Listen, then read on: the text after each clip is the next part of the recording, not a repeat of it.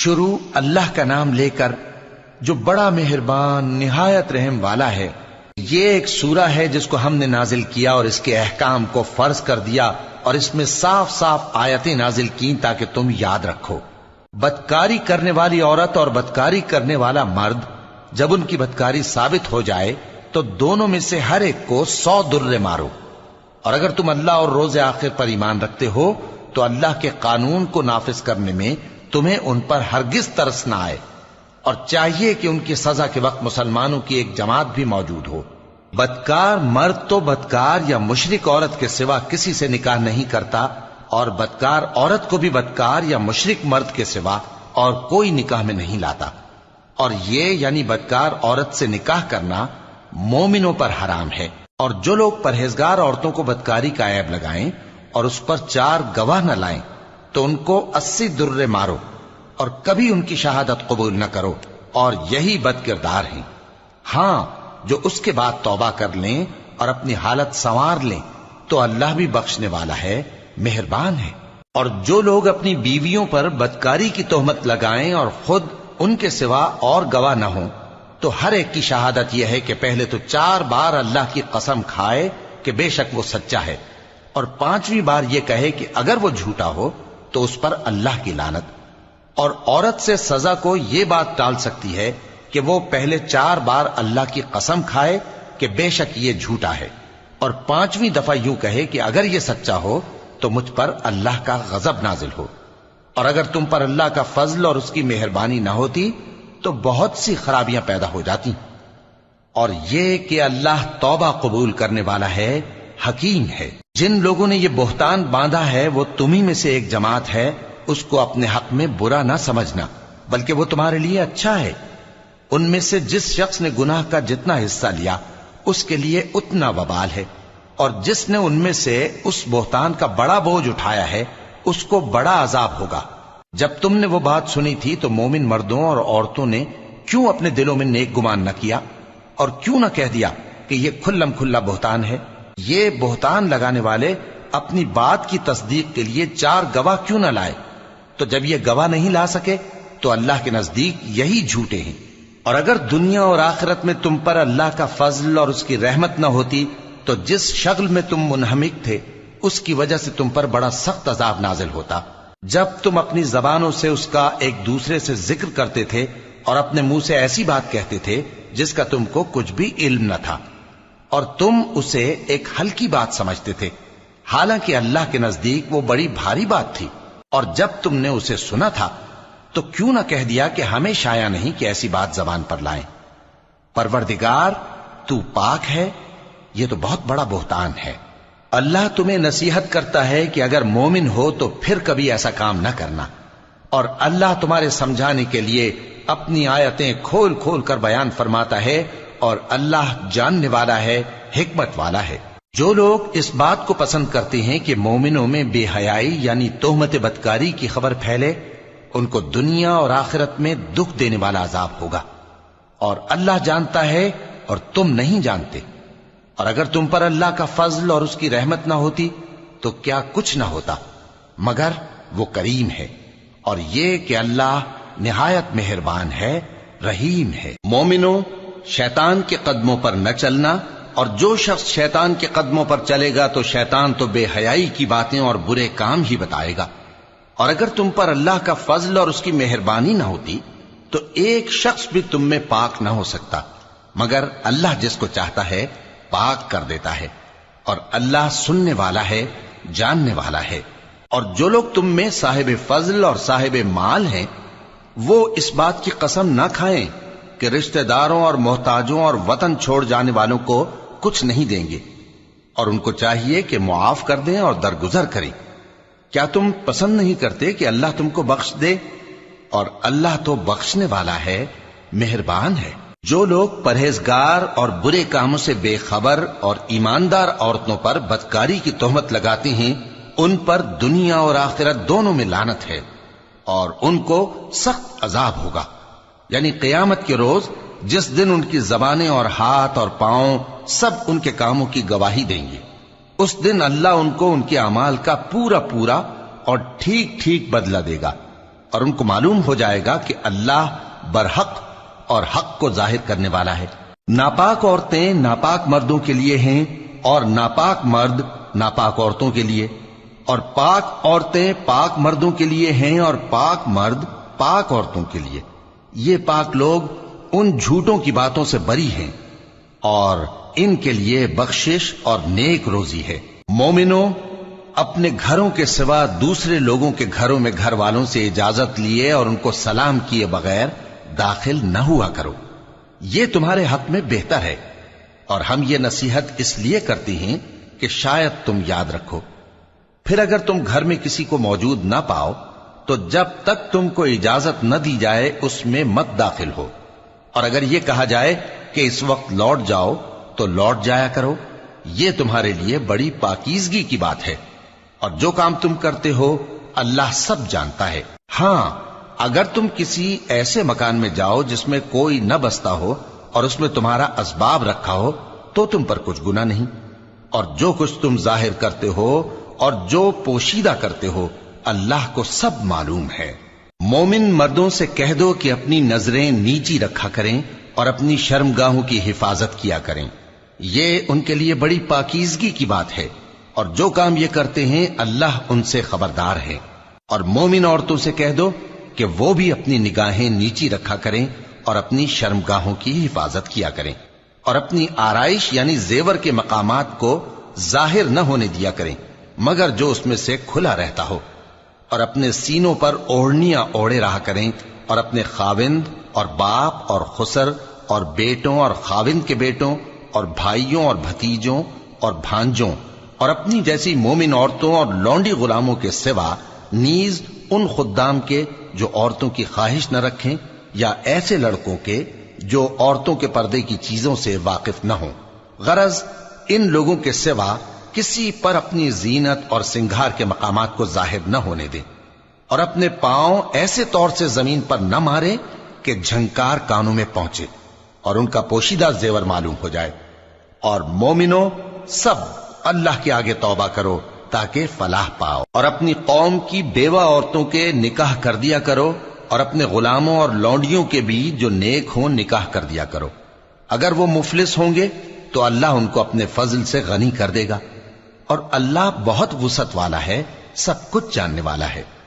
اور جن کو بیاہ کا مقدور نہ ہو وہ پاک دامنی کو اختیار کیے رہیں یہاں تک کہ اللہ ان کو اپنے فضل سے غنی کر دے۔ اور جو غلام تم سے مکاتبت یعنی مال دے کر پروانہ آزادی کی تحریر چاہیں، اگر تم ان میں صلاحیت اور نیکی پاؤ تو ان سے مکاتبت کر لو، اور اللہ نے جو مال تم کو بخشا ہے اس میں سے ان کو بھی دو۔ اور اپنی باندیوں کو اگر وہ پاک دامن رہنا چاہیں تو دنیاوی زندگی کے فوائد حاصل کرنے کے لیے بدکاری پر مجبور نہ کرنا، اور جو ان کو مجبور کرے گا تو ان بیچاریوں کے مجبور کیے جانے کے بعد اللہ بخشنے والا ہے، مہربان ہے۔ اور ہم نے تمہاری طرف روشن آیتیں نازل کی ہیں، اور جو لوگ تم سے پہلے گزر چکے ہیں ان کی خبریں اور پرہیزگاروں کے لیے نصیحت۔ اللہ آسمانوں اور زمین کا نور ہے، اس کے نور کی مثال ایسی ہے کہ گویا ایک طاق ہے جس میں ایک چراغ ہے، اور چراغ ایک قندیل میں ہے، اور قندیل ایسی صاف شفاف ہے کہ گویا موتی کا سا چمکتا ہوا تارا ہے۔ اس میں ایک مبارک درخت کا تیل جلایا جاتا ہے یعنی زیتون کا، کہ نہ مشرق کی طرف ہے نہ مغرب کی طرف۔ ایسا معلوم ہوتا ہے کہ اس کا تیل خواہ آگ اسے نہ بھی چھوئے جلنے کو تیار ہے۔ بڑی روشنی پر روشنی ہو رہی ہے۔ اللہ اپنے نور سے جس کو چاہتا ہے سیدھی راہ دکھاتا ہے، اور اللہ جو مثالیں بیان فرماتا ہے تو لوگوں کے سمجھانے کے لیے،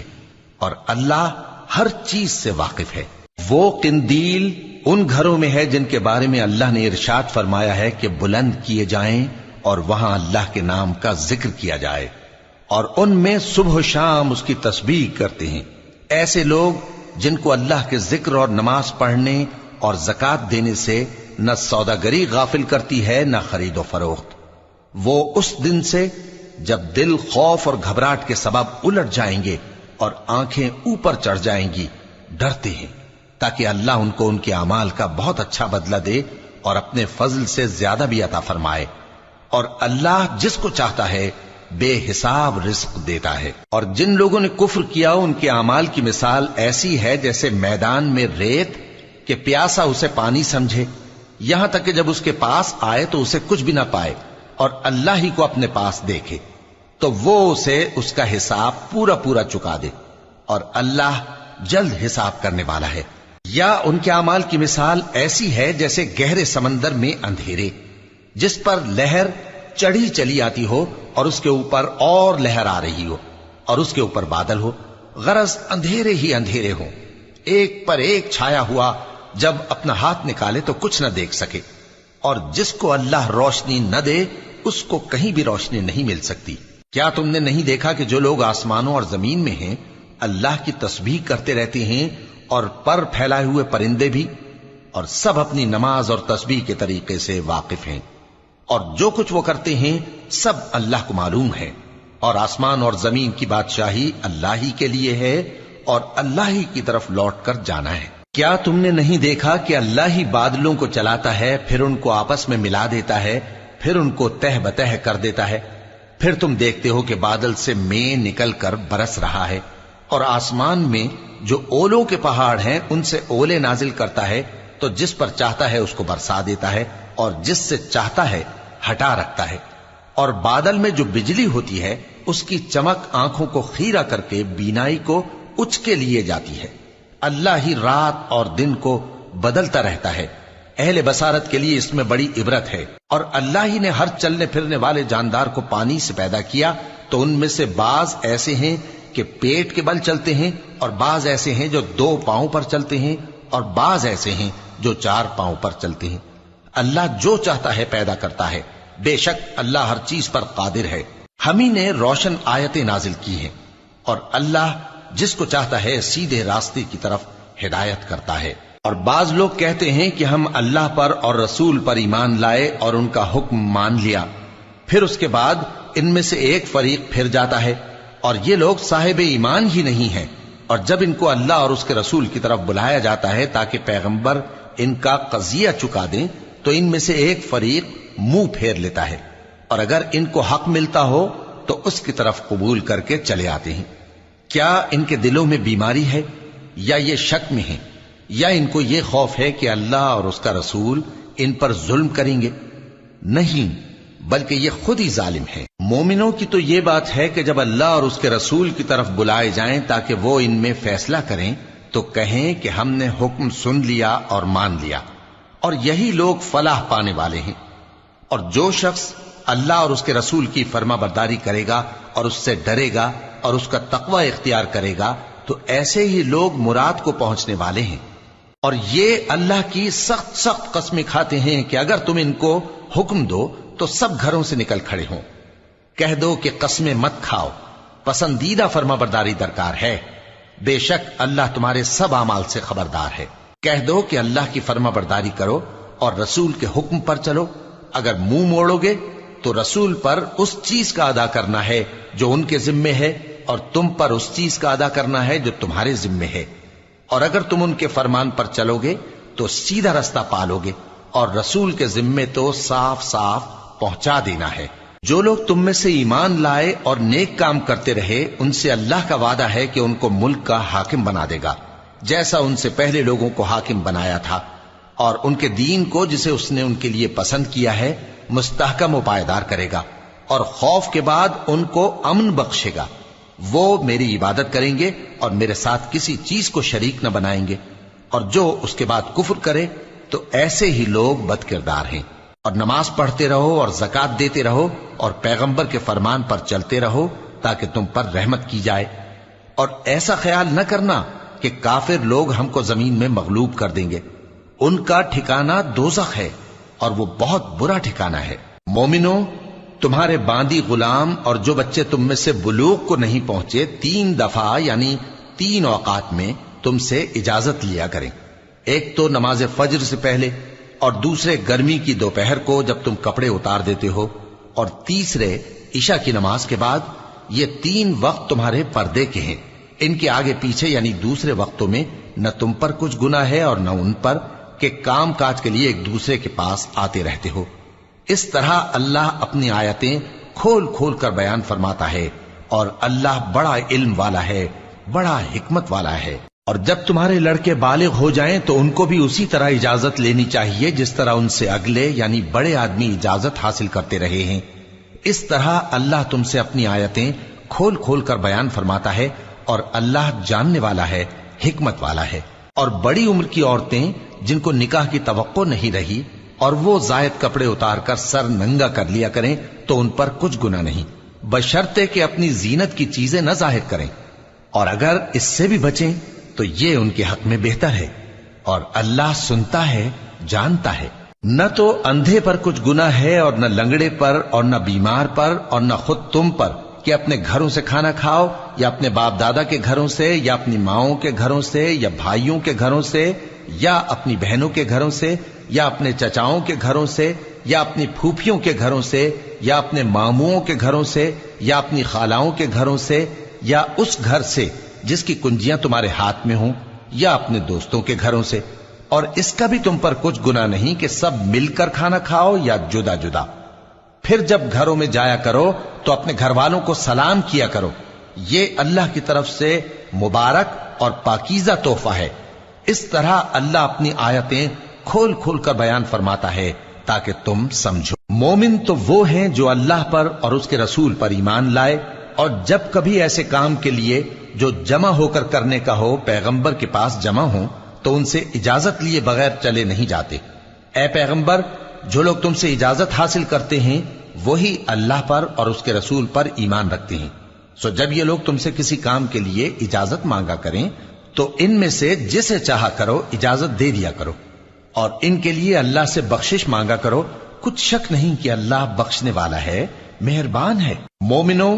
پیغمبر کے پکارنے کو ایسا خیال نہ کرنا جیسا تم آپس میں ایک دوسرے کو پکارتے ہو۔ بے شک اللہ کو وہ لوگ معلوم ہیں جو تم میں سے آنکھ بچا کر کھسک جاتے ہیں۔ تو جو لوگ ان کے حکم کی مخالفت کرتے ہیں ان کو ڈرنا چاہیے کہ ایسا نہ ہو کہ ان پر کوئی آفت پڑ جائے یا تکلیف دینے والا عذاب نازل ہو۔ دیکھو، جو کچھ آسمانوں اور زمین میں ہے سب اللہ ہی کا ہے۔ جس طریق پر تم ہو وہ اسے جانتا ہے، اور جس روز لوگ اس کی طرف لوٹائے جائیں گے تو جو عمل وہ کرتے رہے وہ ان کو بتا دے گا، اور اللہ ہر چیز سے واقف ہے۔